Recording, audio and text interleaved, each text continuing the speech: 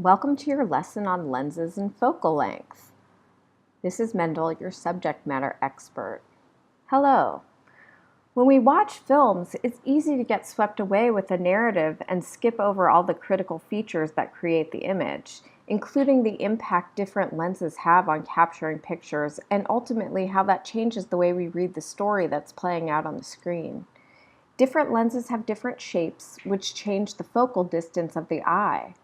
A lens brings an object into focus on the focal plane, which is set behind the lens. Broken down, this means that the way that light rays that pass through the differing lens shape and onto the retina to then create the image of the objects that are a variety of distances.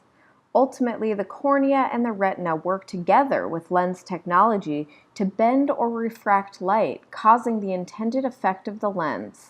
In this lesson, we will discuss how different camera lenses operate and their intended impact. Macro lenses are used to create extreme close-up images like this one and are often used in nature when photographing insects and details that are found in natural settings. Here's a wide-angle lens, which has a substantially shorter focal length, allowing for more of an image to get captured into one frame. This is often used when photographing architecture or real estate to make a space look larger than it is. This is called a fisheye lens.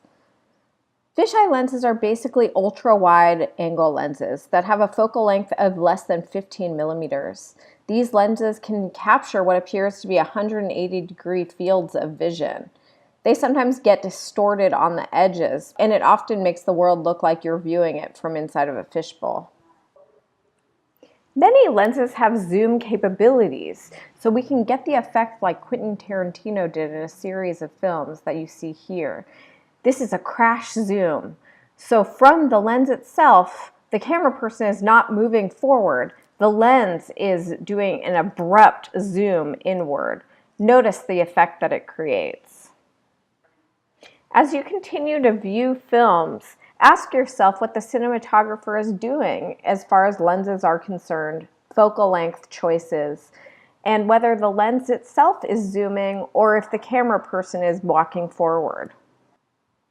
Notice the different effects that are created accordingly.